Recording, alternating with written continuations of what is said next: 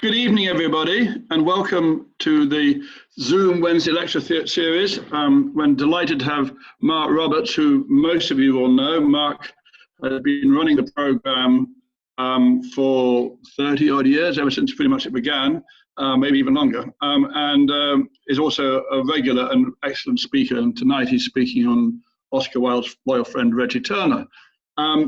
Next week, we got Jeremy Boudreau back for the third of his series about particular locations in Florence. This one is the location around Via Vigna Nuova, which is behind Palazzo Corsini over the river from the Palazzo Lanfredini. So his talk is entitled 12 Centuries and 12 Hectares. So it's both sides of the river in that kind of Palazzo Corsini, Palazzo Rucellai, San Frediano kind of area on the Santa Trinita. And that's the area that Jeremy was able to wander freely in, because he lives around there. During lockdown, he was allowed to go 200 meters from his door. And so he's reflecting on his experiences of lockdown through 12 centuries of Florentine history and art. So that's this time next week. There's two more of the new online art history seminars coming up in June. So not next week, but the week after. So the week of the it will be the 8th of June, and then again on the 15th. The first one is a theme around medieval art in Florence and Second Renaissance art. These seminars are proving to be very popular and are well subscribed. So if you want to get in on those, early booking is recommended. The details will be in the What's On and on the website. Thanks all for your continued donations to help the Institute stay afloat, and also 50% of the proceeds are going to the Firenze per Firenze charity, who are helping the most vulnerable people in Florence as the city slowly comes to terms with the economic disaster that is happening in Florence. It is pretty stark because, as everybody will understand, Florence's main business is tourism, and this year there ain't any. And the city is peculiarly empty and somebody said it feels a little bit like its soul is missing. It's nice in a sense to have the freedom to move without crowds, but it's a bit exaggerated. So we want our visitors back as soon as they can. So please keep supporting the program and the cause. And I think that's probably enough for me for now. Oh, the other one, don't forget to spread the word to your friends and associates who are interested in Florence, so that we continue to draw a good crowd for this series. I'm going to hand over to Mark for his lecture. Over to you, Mark. Thank you. Well, good evening, everybody, and thank you for logging on. Right now. There. Reginald Turner, a witty contemporary of Max Beerbohm, a loyal friend of Oscar Wilde, a failed novelist whose books are rightly neglected, was a kind but ineffectual person who became a prominent member of the Anglo-Florentine community between the wars. He settled in Florence in 1915, a couple of years before our institute was founded. He died in 1938, and he now lies buried in the Cimitero degli Allori on the Via Senese.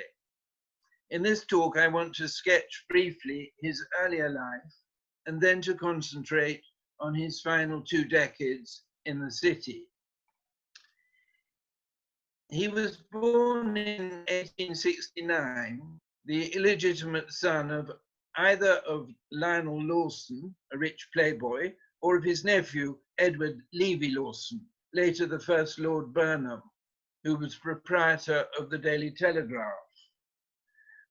Reggie never knew who his mother was, though one of his dozen novels is rather pathetically dedicated to my mother. He was sent to prep school, to a minor public school in Sussex, and then to Merton College, Oxford.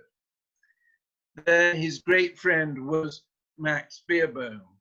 During the vacations, they would holiday together in France. At Merton, both Max and Reggie were members of the Myrmidon Club, a college society limited to 12 undergraduates whose stated purpose was to explore the rivers and streams of Europe. Really just a pretext for agreeableness, of which the 12 members wore purple evening coats, played roulette, and drank a good deal of claret and burgundy. Here they are, with Max sitting on the ground on the left and Reggie on the right. Reggie's career at Oxford came to an undistinguished end in the summer of 1892, when he was awarded a third-class degree. So he went down to London and, in a desultory sort of way, began reading for the bar at Clement's Inn.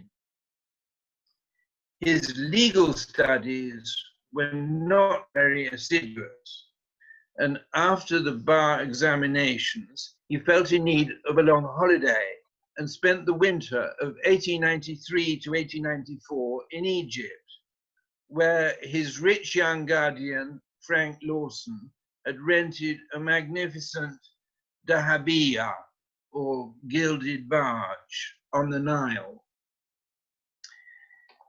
There they met the young Lord Alfred Douglas, Oscar Wilde's Bosie. And as a result of this, Reggie was drawn into the Wilde circle in London that included, in addition to Lord Alfred, people such as Robert Ross, Ada Leveson, known as Sphinx, and Max Beerbohm. In the happy months before the disaster, Reggie often lunched and dined at Kettner's or the Café Royal with Oscar and his friends, Robert Ross, Alfred Douglas, the Sphinx, Ada Leveson. He was pleased to run errands for Oscar and generally to be one of his acolytes or flunkies. Disaster struck in February 1895.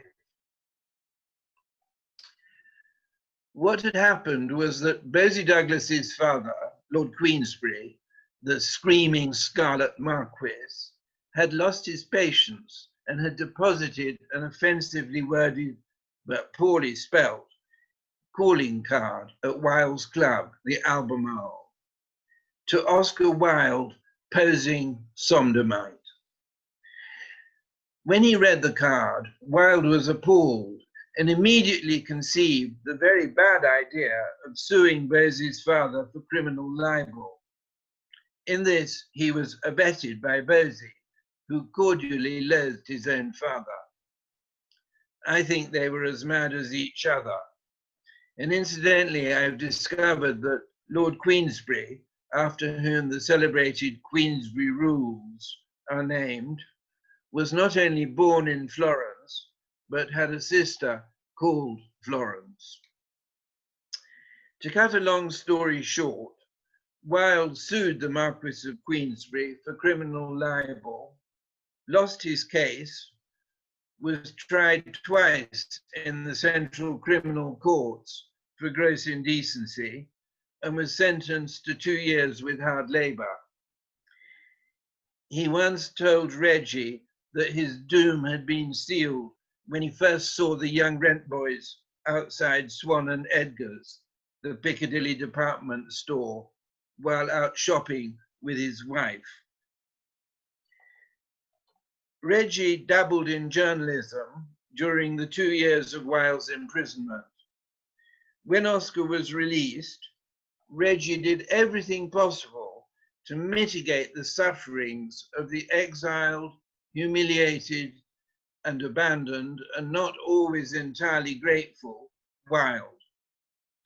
For no sooner was Oscar installed in the northern French retreat his friends had found for him, then he began bombarding these same friends with requests for money, Reggie in primis. On these, as on many later occasions, Reggie gave in and sent whatever sum was requested, though he must often have sighed to himself and wondered when it would all end. He had a dread of ending up with no money and being destitute. As it happened, Oscar met up with Bosie, and for a while they lived together in Naples and in Rome and elsewhere, which they were not supposed to do, and which resulted in the cancellation of Oscar's allowance from his wife's family. In London, Reggie continued with his journalism, writing for the family newspaper, the Daily Telegraph. In the autumn of 1898, he went on holiday to Italy with Robbie Ross, visiting Naples, Rome, and Florence. This was Reggie's first view of Florence, a city he loved at first sight. 2 years after that visit, in October 1900, Reggie was summoned by telegram to Paris to the bedside of the dying Oscar, lodged in a seedy and rundown hotel. Wilde complained about the hideous wallpaper. "It's killing me. One of us has to go." One morning, he pulled Reggie close to him and confided fearfully that he had had a dreadful nightmare. He dreamed that he had been supping with the dead. Reggie immediately answered, "My dear Oscar, you were probably the life and soul of the party." This reply delighted Wilde and apparently cheered him up a good deal. He was, however, sinking rapidly. The end, when it came on 30th November 1900, was very harrowing. Oscar's funeral in the church of Saint-Germain-des-Prés was attended by Lord Alfred Douglas, Turner, Ross, and some 53 others, including 5 mysterious women in deep mourning. Wilde's death freed Reggie Turner from the heaviest, indeed practically the only, responsibilities that he had ever borne. I do not have time to dwell on his middle years, his career as an Edwardian novelist, and in any case, I do not want to, because his novels are frankly not worth the paper they're printed on. He was evidently one of those witty people, Maurice Bowra was another, whose wit evaporated the moment he picked up his pen. For me, he is interesting not as a novelist, but as a personality and as an observer rather than a participant in the literary life of his times. As a matter of fact, Reggie reread his own novels fairly frequently, finding them, as he told Max Beerbohm, in part extremely good and moving and humorous.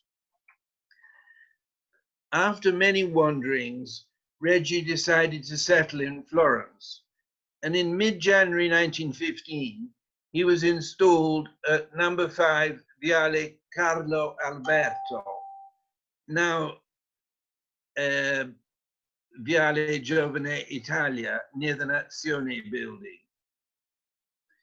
Many of his friends had left Italy, including Max, and he shared frugal wartime dinners with Edward Gordon Craig, Herbert Percy Horn, and others. Horn sold Reggie 2 chairs, which were unsuitable for the austere palazzo in the Via dei Benci that he had bought in 1906 and was gradually restoring. The little Harold Acton had been told that Horn had 2 rows of teeth and was always trying to peer into Horn's mouth to see if this were true, but he could never quite manage it. Horn died in May 1916, and Reggie wrote an interesting obituary of him, which was published in Edward Hutton's Anglo-Italian Review. From Viale Carlo Alberto, Reggie moved in 1917 into a flat at 35 Viale Giovanni Milton. He told H.G. Wells that he didn't miss England at all, except for an occasional craving for oysters. In the last year of the war, he worked a little in Rome and in the office of the Foreign Press and Propaganda. And when this temporary job was over, Reggie returned to Florence to find the dreadful influenza pandemic raging in the city. It was far more virulent than ours, and it claimed far more victims. On the day before the armistice, he wrote to H.G. Wells, "I have passed through a terrible time. My dear servant Assunta nearly died in my arms through heart failure during influenza. Her little boy was ill in the next room. I myself a victim too. Fortunately, her husband has arrived from the front, so the responsibility is lifted from my shoulders somewhat." Here is Assunta's husband, Leone Romelli, in the kitchen, pouring some Chianti. And here he is on the balcony, tending the hydrangeas. In that letter, sorry, just one moment. In that letter, Reggie added that he was planning a series of talks on French literature for the British Institute of Florence, and was also writing articles for La Vita Britannica, a journal published by the British Institute, which, as he explained to Wells, was already being read by about 3,000 of the most educated and thoughtful Italians. For the British Institute, Reggie gave a lecture on Proust, which is interesting because one of Reggie's best friends in Florence at this time was C.K. Scott Moncrief, who gave his celebrated translation of À la recherche de temps perdu, the Shakespearean title, Remembrance of Things Past. When Proust died in 1922, Scott Moncrief persuaded Reggie to contribute to a volume of essays. Reggie's article has some whimsical musings on the later lives of Proust's fictional characters. Especially is one curious as to the future of Monsieur de Chaloux. What did he do in the Great War? Did he open one of his houses as a hospital for not too badly wounded soldiers? Or was he content with lending his name to charity bazaars? Or was he, likeliest of all, galvanized by his high breeding and undoubted courage into a vigor beyond his years to make a hero's end? 2 years previously, in March 1920, Reggie's former guardian and presumed half-brother, Frank Lawson, died after a long illness, age 55, leaving Reggie the not inconsiderable sum of £20,000. His finances had always been shaky, and he had always been terrified of being reduced to penury. But from now on, and for the rest of his life, he had no real worries about money. That year, the schoolboy Harold Acton visited Reggie in the Viale Milton and was shown his collection of Max Beerbohm caricatures. Harold noted approvingly, "His flat is in très bon goût," enjoyed it very much.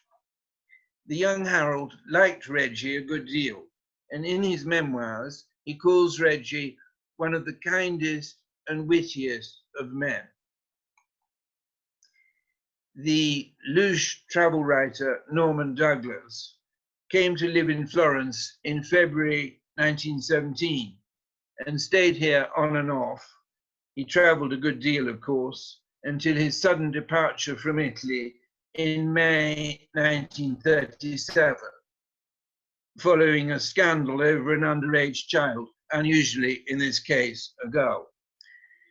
Edward Houghton introduced Norman Douglas to Reggie, who thought him a mixture of Roman emperor and Roman cab driver, while Norman thought Reggie rather spinisterish.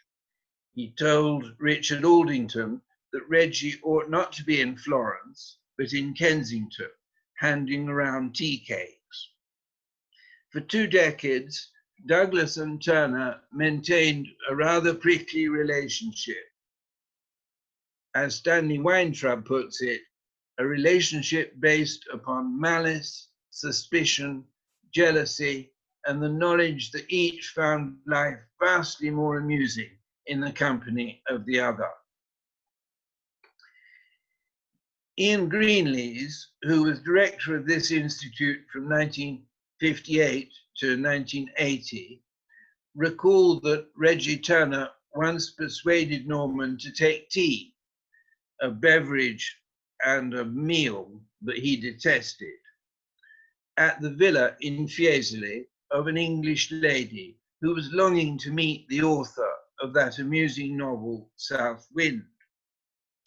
All the way there in the taxi, Norman grumbled.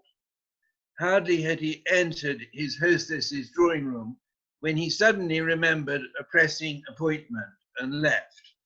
Later, Reggie found him sitting alone in a cafe.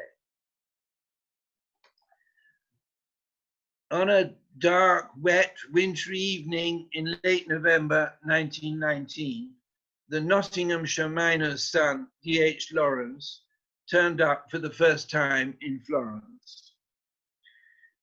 Lawrence had asked his old acquaintance, Norman Douglas, to find him some lodgings, and as soon as he was installed in them, Norman sent a note round to Reggie in Viale Milton.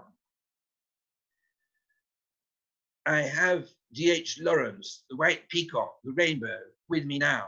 Would you care to meet him? If so, let me know, and I will arrange a quiet dinner somewhere. Only we 3. I'm going to try and prevent his meeting certain other people, because he's a damned observant fellow, and might be so amused by certain aspects of Florentine life as to use it for copy in some book, which would be annoying. These fears of Norman's were only too justified.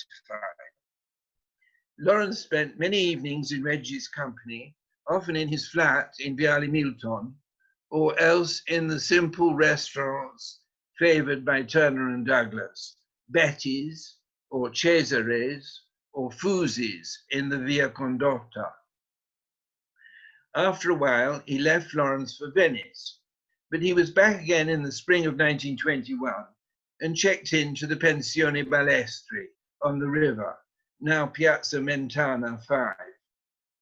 That very day, Rebecca West, Reginald Turner, and Norman Douglas all lunched together.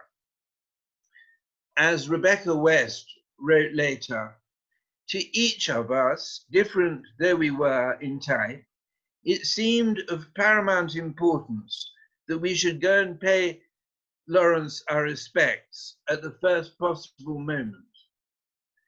And she describes how the 3 of them found him in his small room at the Balestri, tapping away at a typewriter.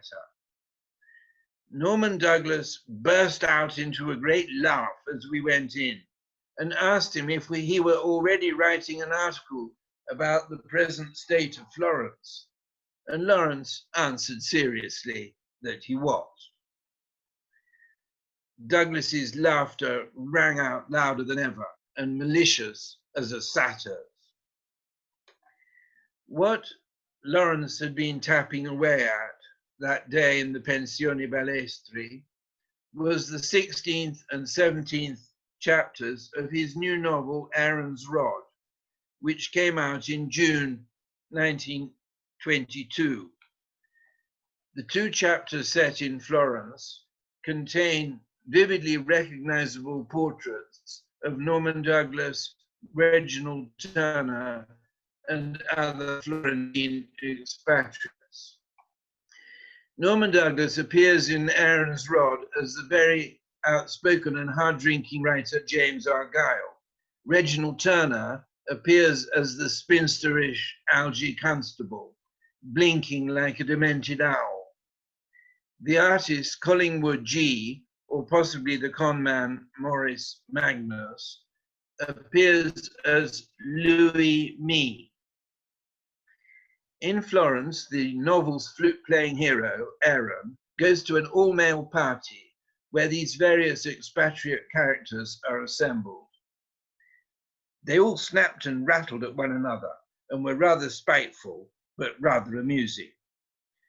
James Argyle drinks too much and talks very offensively in a clever imitation of Norman Douglas's conversational style, insulting Algy Constable, who clucks and flaps and blinks. I can imagine that Reggie might have been annoyed at being presented as the butt of Norman's ill humour, but he can hardly have objected to Lawrence's vignette of his entertaining arrangements in Viale Milton. The next day at Algy's there was a crowd. Algy had a very pleasant flat indeed, kept more scrupulously neat and finicking than ever any woman's flat was kept.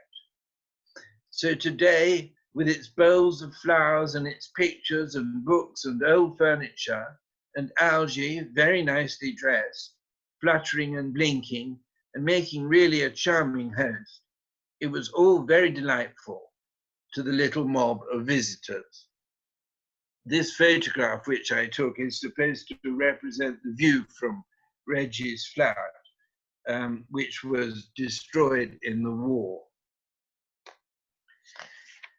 Annoyed as they may have been for a while, the Anglo-Florentines soon forgave D.H. Lawrence, and indeed they were all delighted when he decided to come back to Florence, or rather to Scandicci, where he installed himself in the very rustic Villa Miranda and started writing Lady Chatterley's Lover.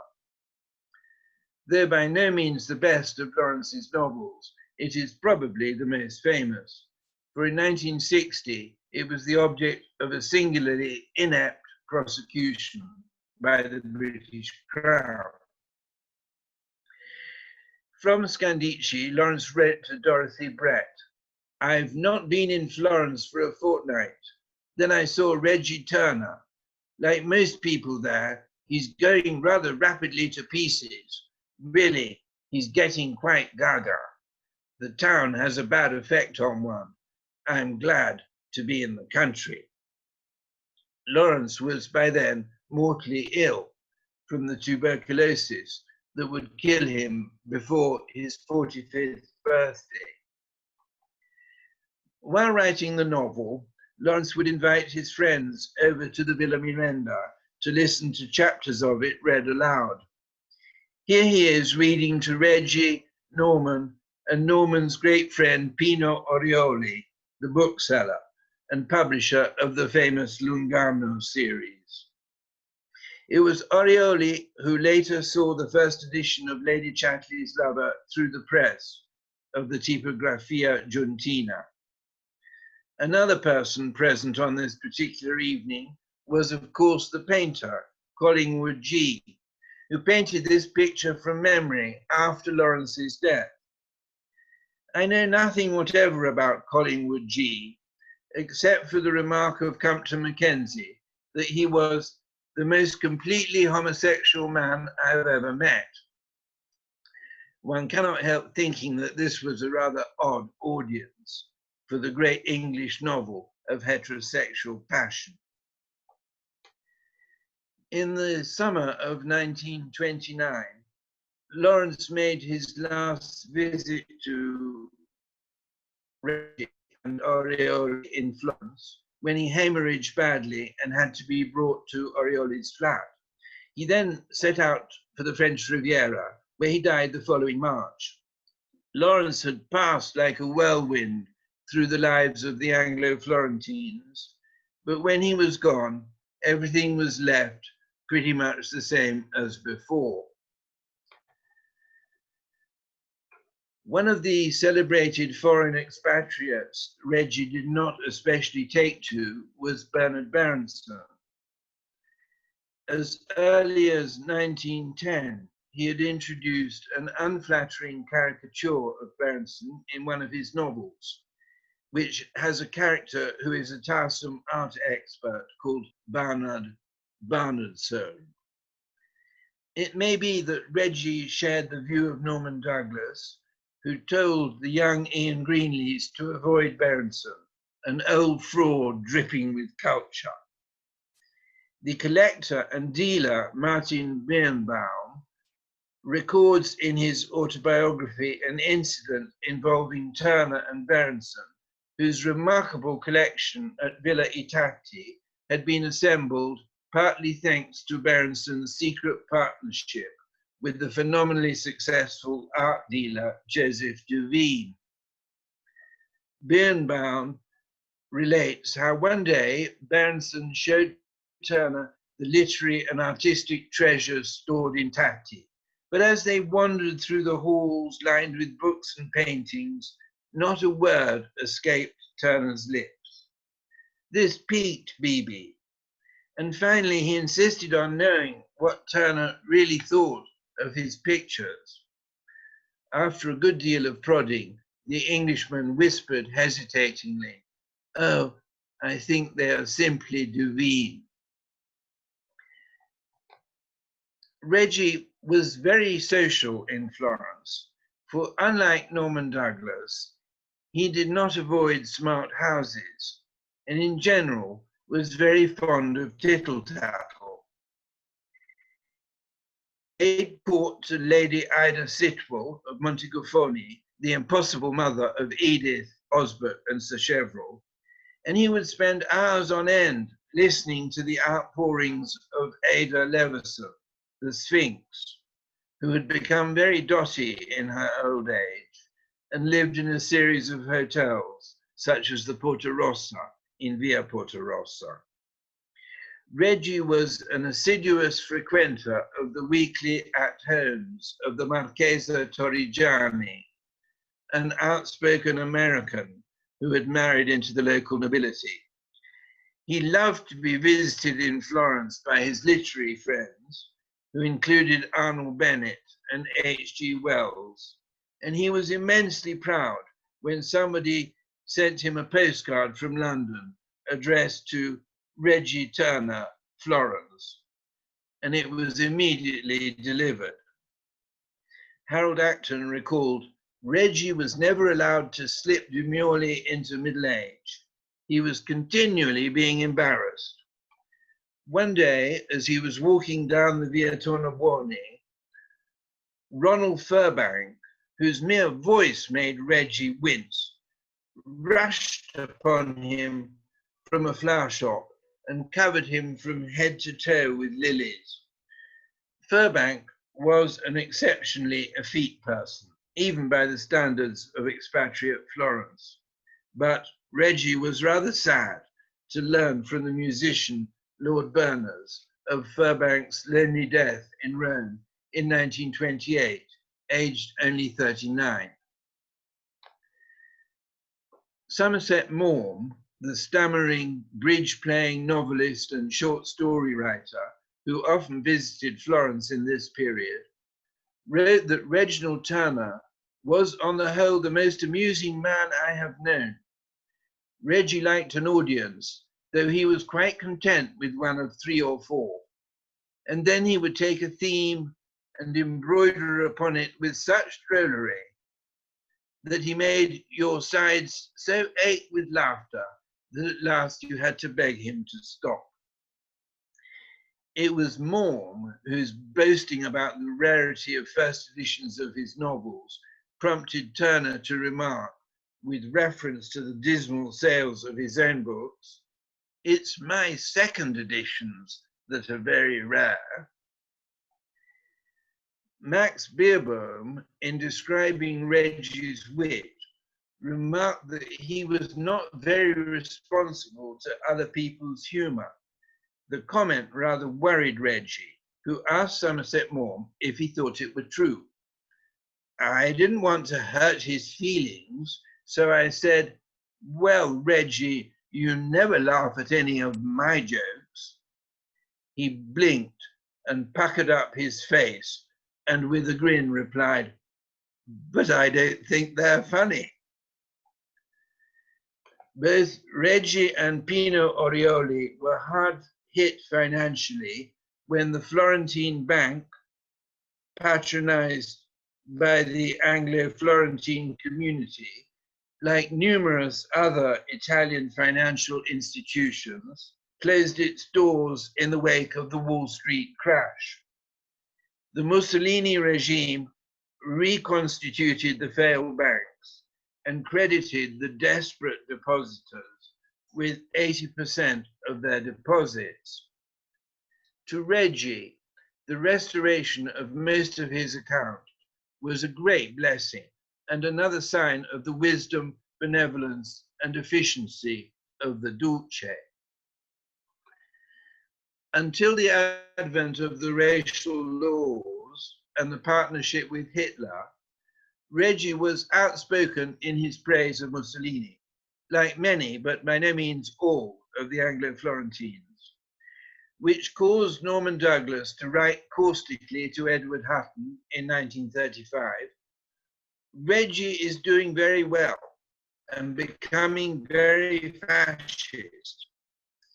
In this respect, Norman was more clear-sighted, for he realized that fascism was making life in Italy far less congenial. Several English people have hopped it.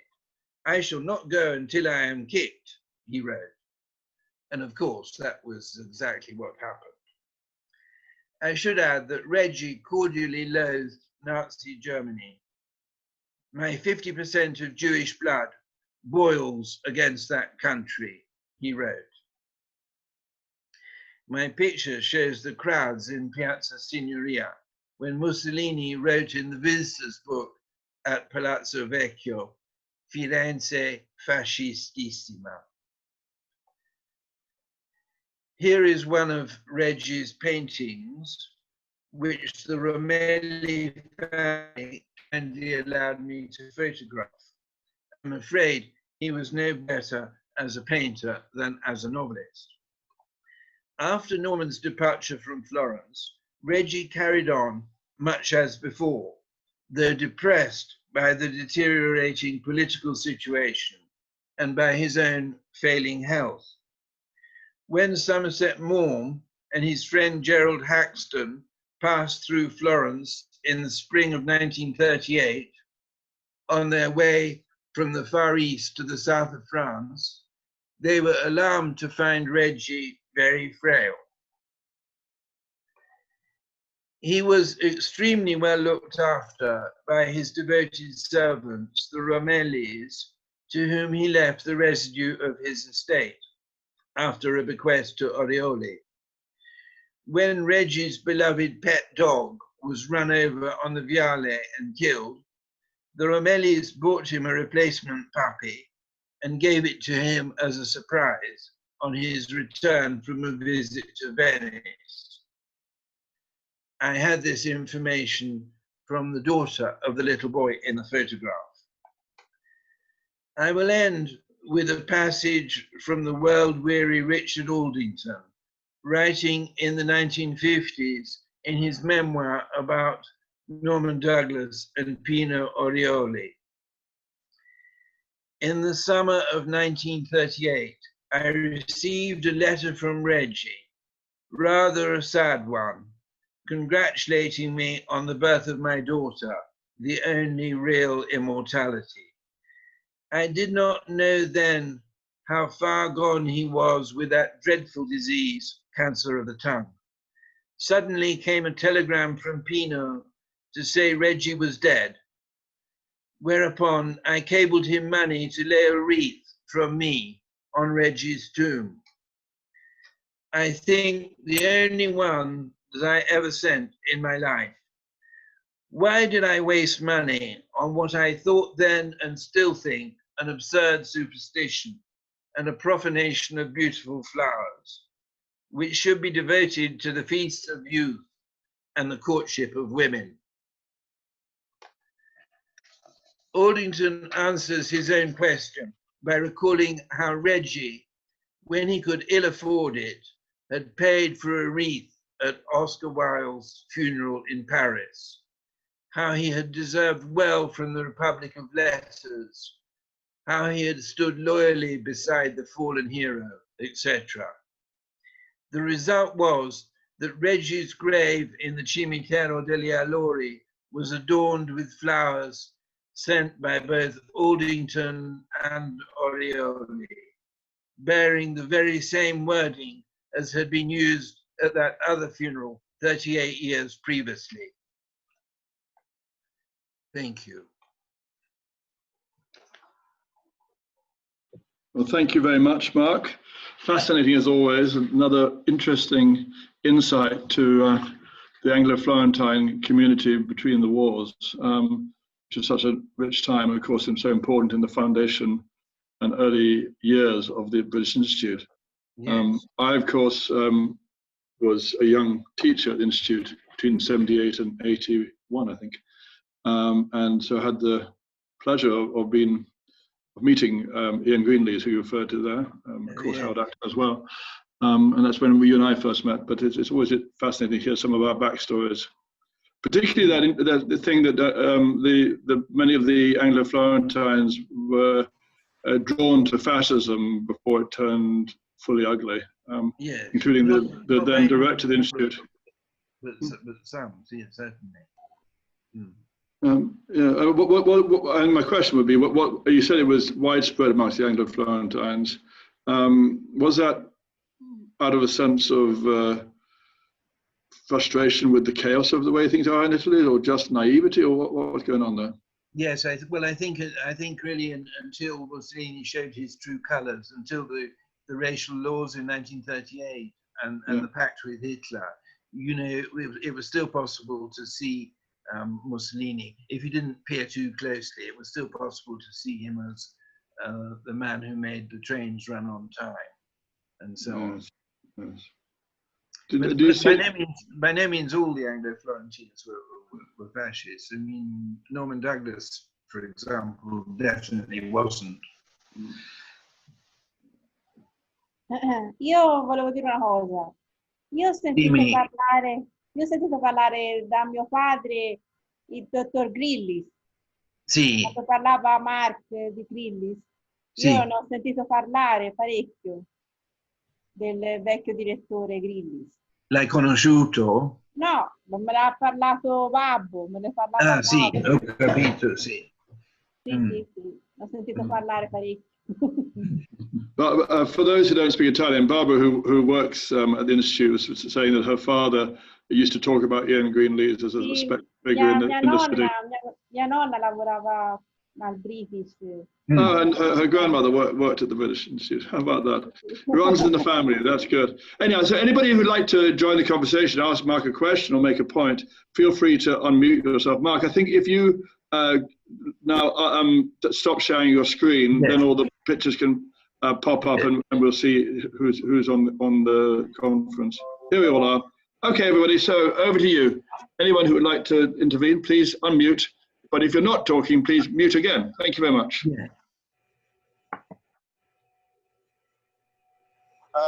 One is, are any of the books that you mentioned in the stacks of the British Institute? Hi, Penny. Yes, we have a complete set of Turner's novels. Yes. But I don't think anyone's ever looked at them.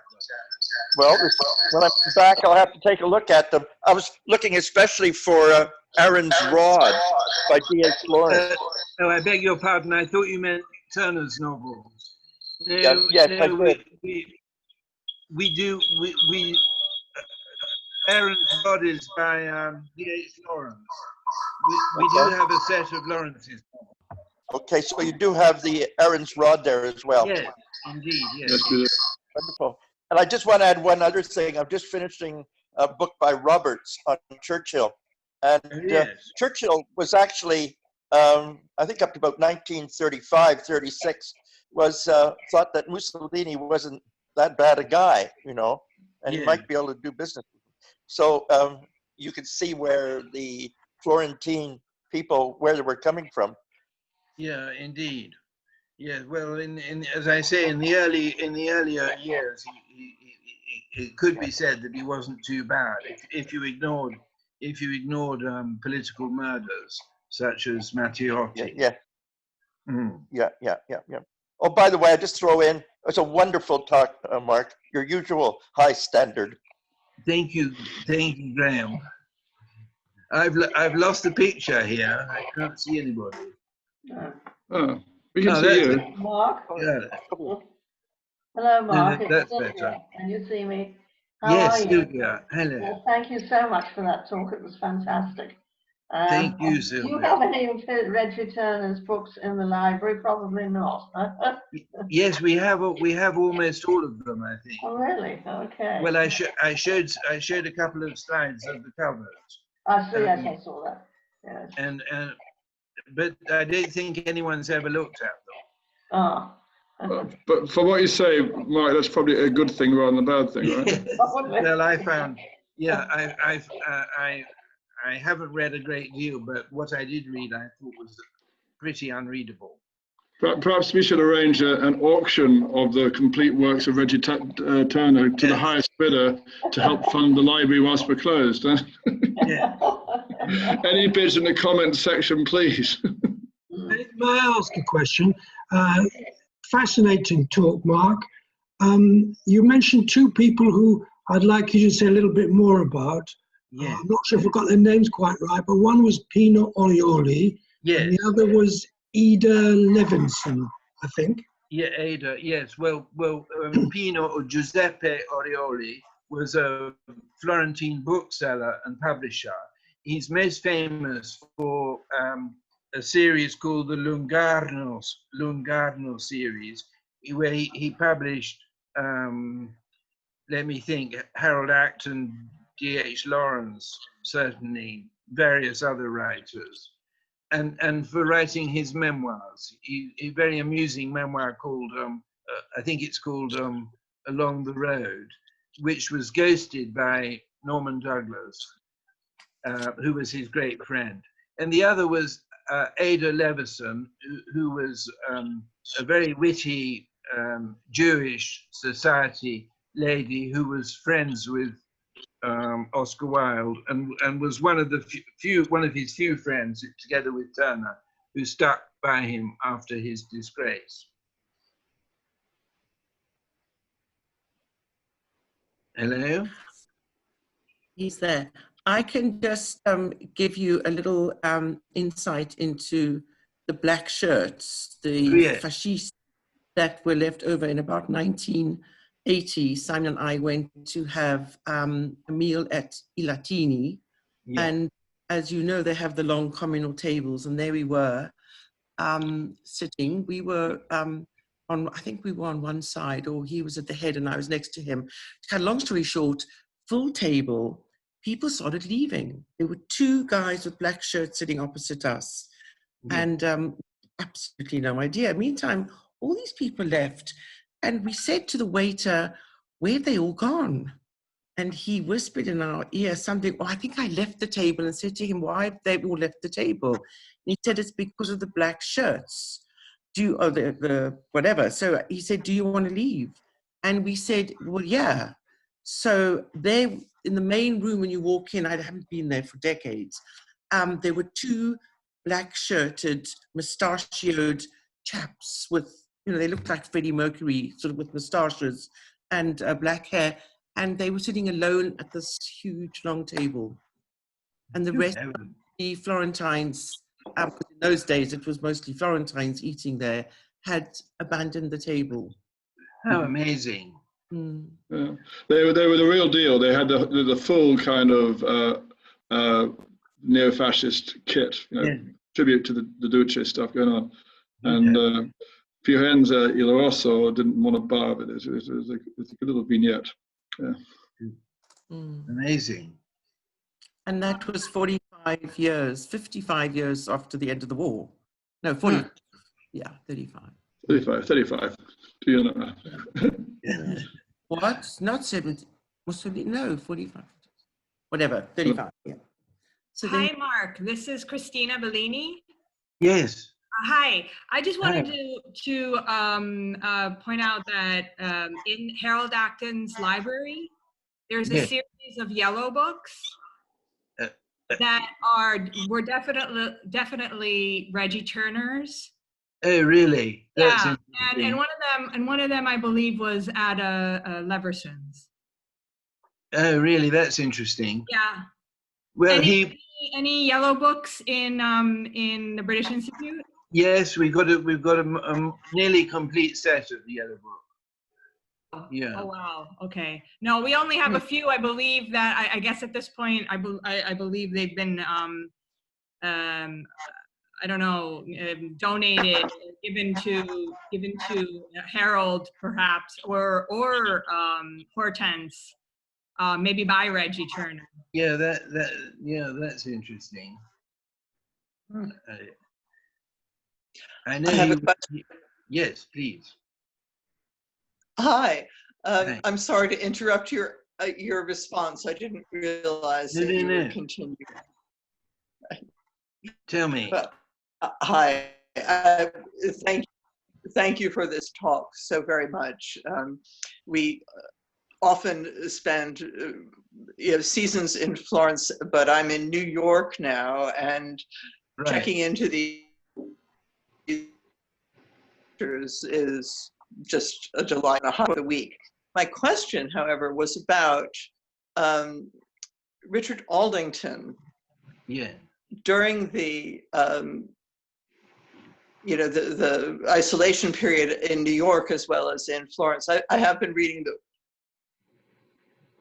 Cameron, and I've had his translation illustrated by Rockwell Kent, of all people, which is quite fine.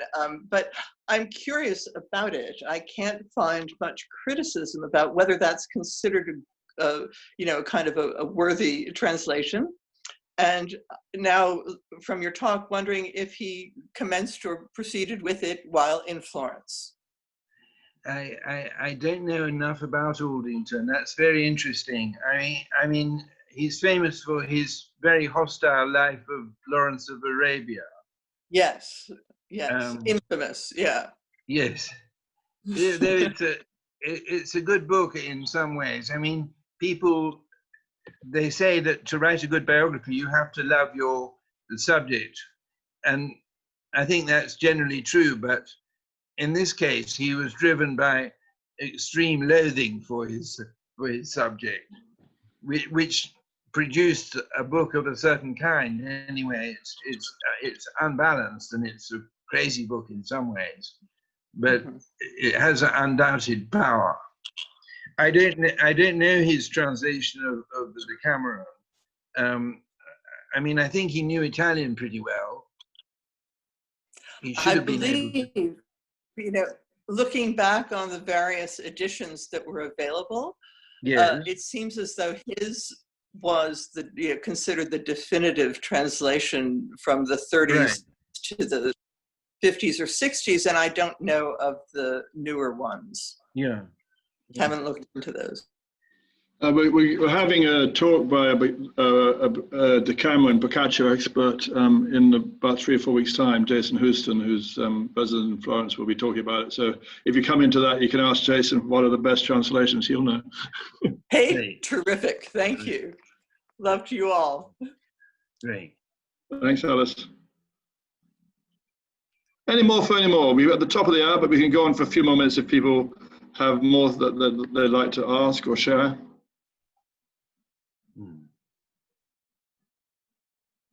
Okay, so I think probably it falls to me to thank Mark for another wonderfully entertaining talk. I was laughing out loud on several occasions. There were a lot of very good Mark Roberts jokes in there, and I think it's unfortunate, Mark, that you didn't have your audience to laugh at the right moments, but I for sure laughed out loud several times because your signature dry humor came through shining in this particular talk. So thank you very much for that. Thank you. And you need to start thinking about what you're going to do for your next one, because you are absolutely crucial in-house expert on all things to do with the Anglo-Florentine community over the years, which is so important part of the British Institute's identity.